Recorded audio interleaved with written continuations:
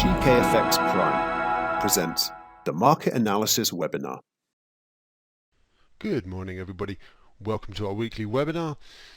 So we had a volatile week in stock markets last week, especially. It was the worst week since March, and so the big thing this week really is just determining how markets can react after that big sell-off. So we're looking pretty soft in equities on the offset. Shares in Asia are lower, shares in Europe are lower, we're pointed lower in Wall Street. So a little bit of a soft start. The dollar is stronger across FX markets, which we'll look at in just a minute, including a possible double top pattern in the euro dollar.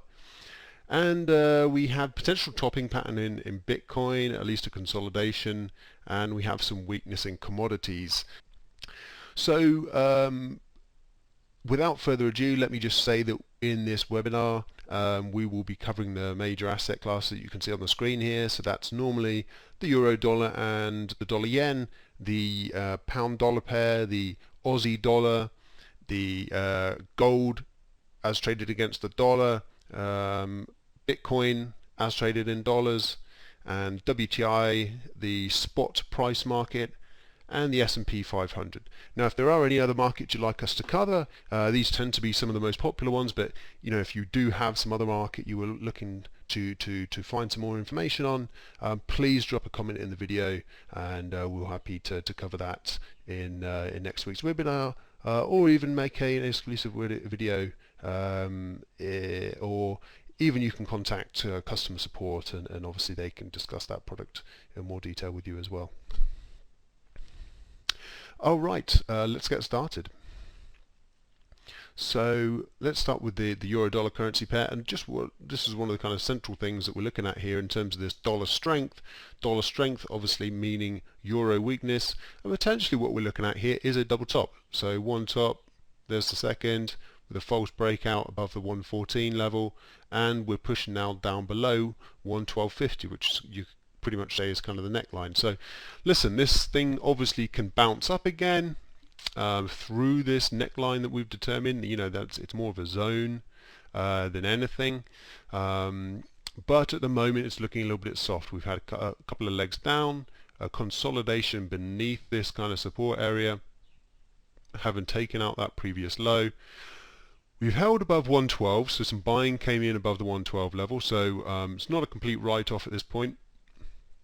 And you know, we certainly could rebound again because the trend is still higher, but obviously we're showing signs of weakness having dropped through this prior low here. So maybe just maybe the professionals out there just kind of pushing the price lower to gather up some stop orders before pushing the market higher. That's entirely possible, but for the time being, our kind of bias is that this is some sort of beginnings of a bigger pullback in euro dollar. And so say if this were a double top and we were taking fairly conservative estimates on the height of the pattern, we'd be looking at a minimum price projection of something like this, down to just above 111 and into this kind of consolidation zone down here, which makes sense. That was the price rallied up, it consolidated just between 111 and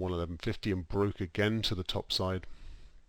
And you can see that previously 112, where we just got a rebound from before, was also support. So you know, a few areas of support obviously on the way up in this uptrend, and it's not to say that we can't rebound and move up to 115 having touched 111. But it just in the short term looks like some dollar strength coming in potentially. What you'll notice on oh no, this was something I'm going to mention next actually. I think on cable. Let me move over to that then.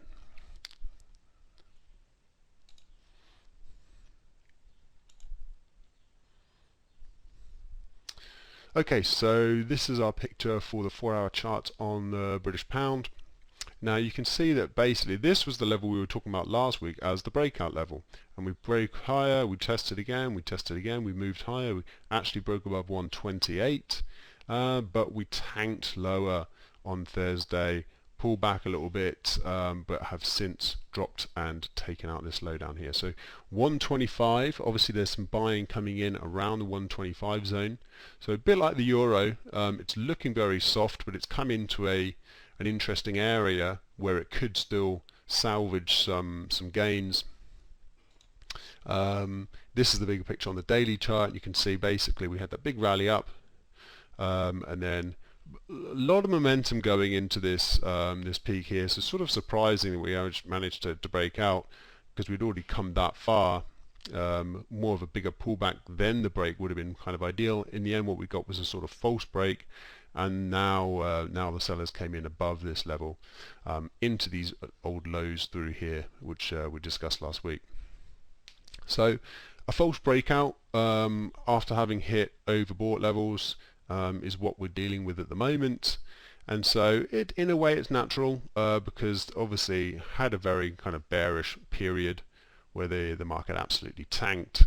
We had a rebound, but we never touched overbought levels throughout this entire rebound period. But we did last week, and we rolled over from there. So that's kind of what you expect as soon as you hit overbought levels in a bearish condition in the market.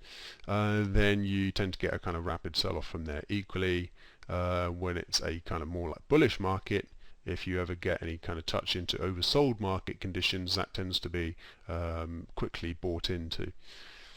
So there's where we stand. We certainly could hold 125 and push again out to the top side. May rest with what Boris Johnson comes up with today in the EU. Obviously Brexit always a lingering concern for the pound. So that's it. 125 as support for now, but it looks like a false breakout. Even if we get a little rebound off 125, looking a little bit difficult for the pound, looking like a false breakout. So I think, going back to the pound again, while we hold under this price, we stay in bearish, which is what, 126.40. While we're under there, which obviously gives us a fair little, that's 140 pips of range.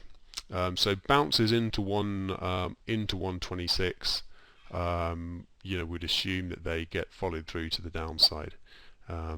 If it does hold 125, that's a good sign. And then we obviously look for it to hold again on another test, and then potentially we're back up and above. And once we're above 126.40, we can start feeling a bit more bullish again.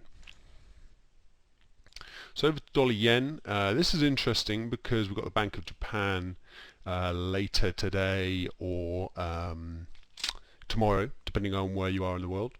And so we've obviously had a lot of volatility here, but no real trend.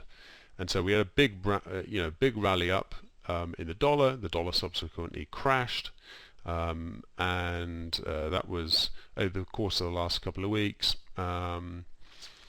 And now this is interesting because we've come again off of oversold levels, and we're rebounding.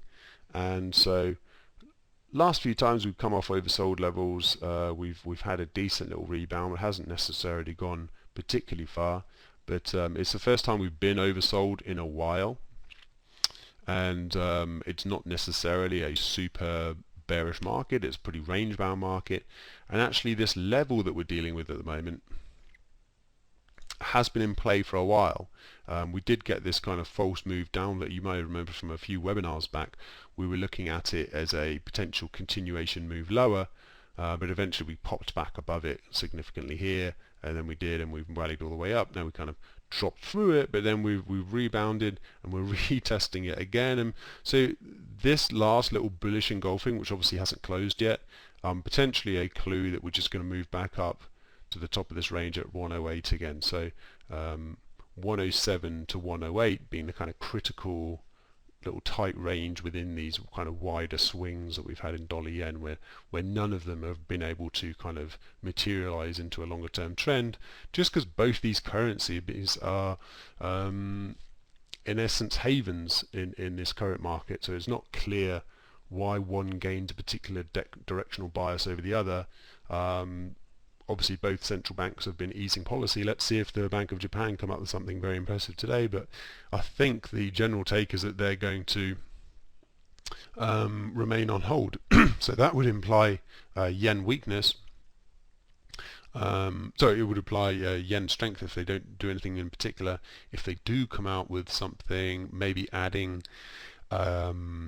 Rich in the week ahead was talking about adding some kind of timeline where how long they'll keep rates low. That would be similar to what the Fed did, and that could be seen as dovish, and that might be a reason for the dollar to push up to 108 and maybe beyond.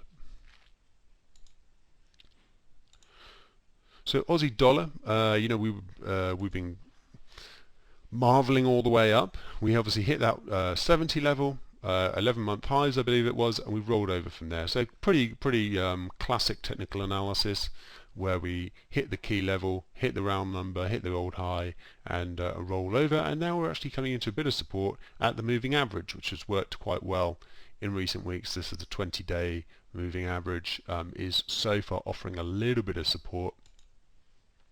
And so similar to those pound and euro charts, right, where we've come back down into a significant low, and we're trying to sort of break down through it.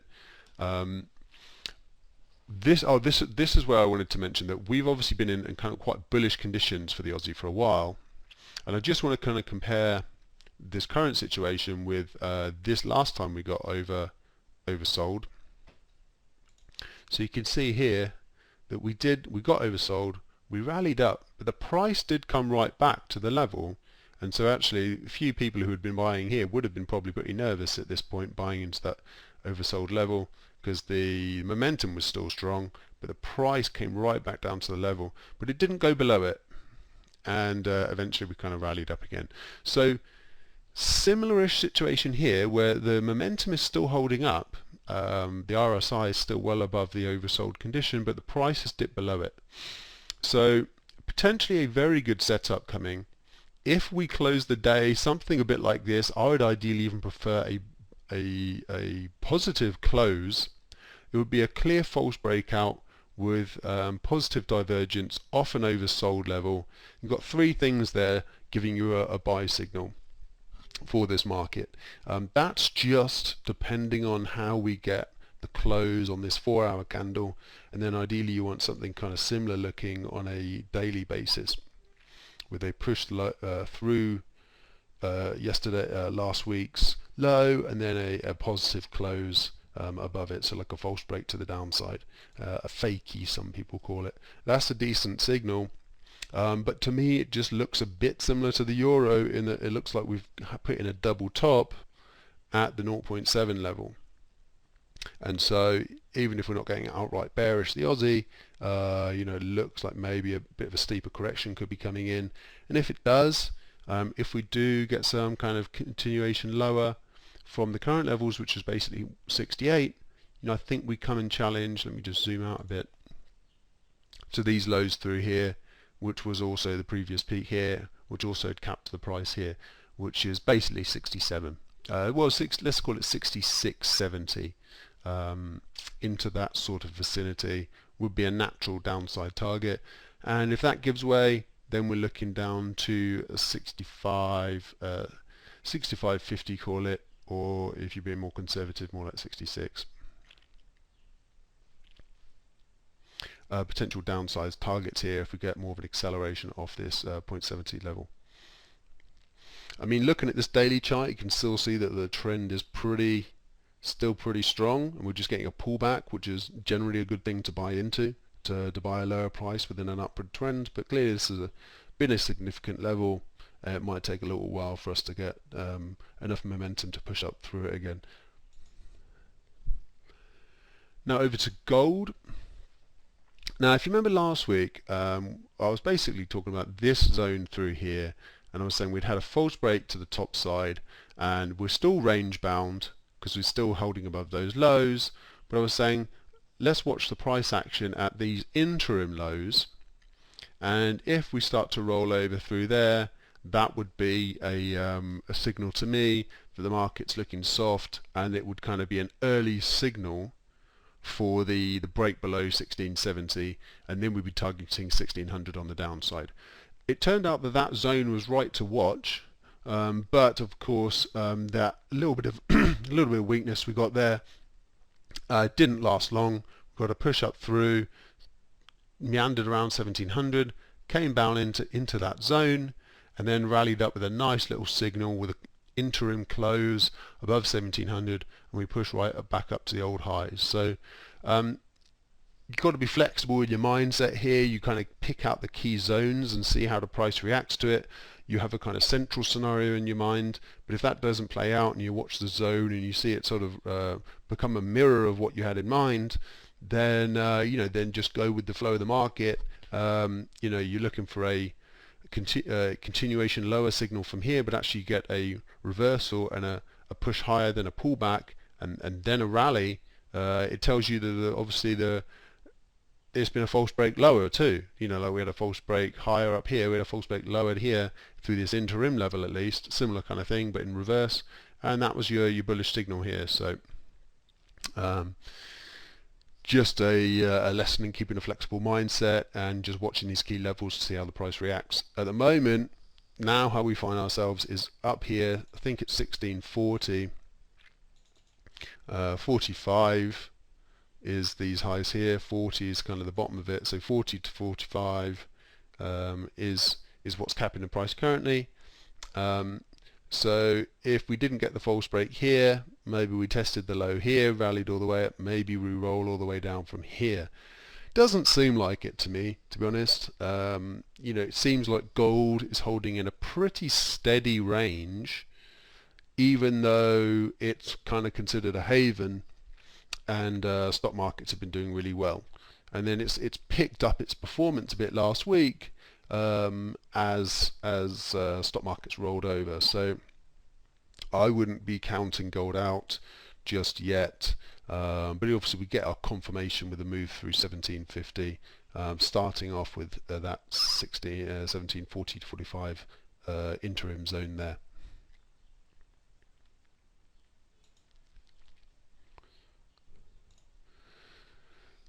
So this is the 4-hour chart for WTI Crude, and so similar thing, we've talked about it for several weeks now, is that this gap has been really important for resistance to the higher move. So we had the big rally off the low.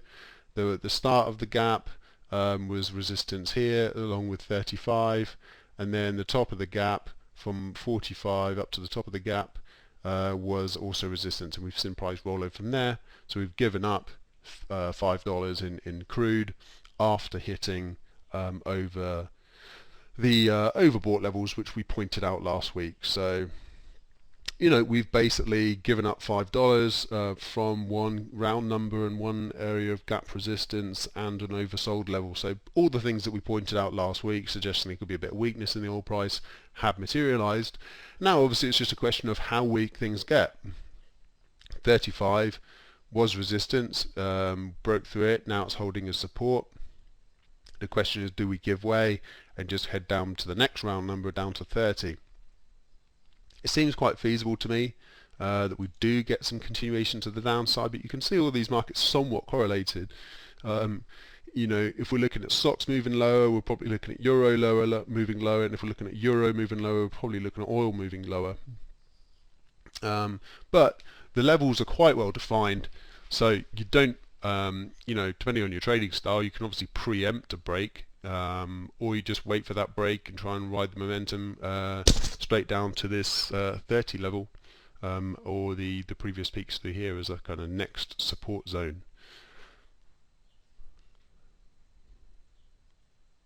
So trend still higher, but just looking like maybe breaking through support areas after touching big long-term resistances. This is a bit of a theme we're dealing with across these markets at the moment, and very much the same thing here, except I was a bit early on calling the rollover in the price for Bitcoin.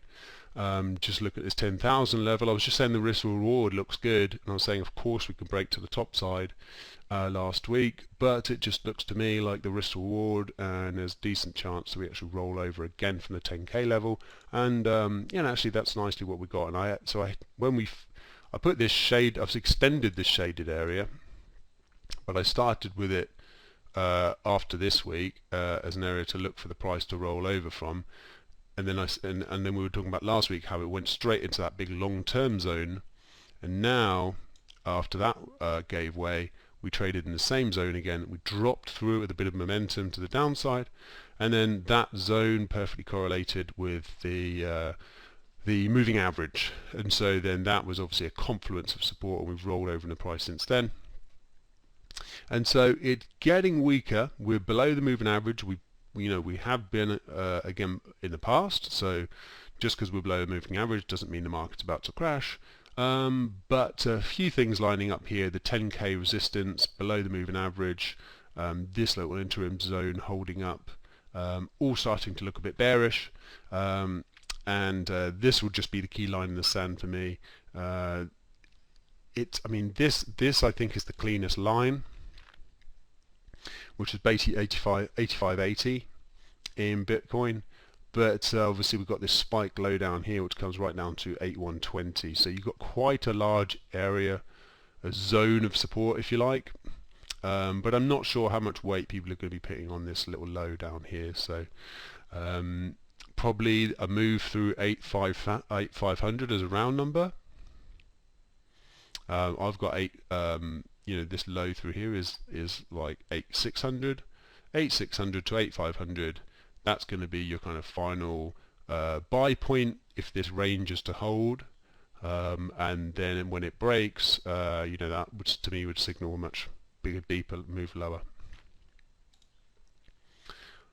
And last but not least, the stock market, obviously always a kind of favorite in the media, and you can see that we've ran into this previous resistance that we were talking about, previous support rather, that we were talking about last week, the 3200 level, and we've obviously collapsed pretty spectacularly. We've fallen through the key 3000 round number, and now we're just probing these old highs. Okay, we're below it at the moment, but this is just futures market. The day is still open. If we hold above 2970, and even if we rallied up to close above 3000, that would be a pretty good sign. And I think we could see a much steeper retracement of this down move. I don't know if we take out the high again. It's entirely possible if we get a kind of higher close for today. Otherwise, if we close lower than 2970, it tells me the market's looking for a steeper dip down to these old lows around 2770, so about 2,000 points lower.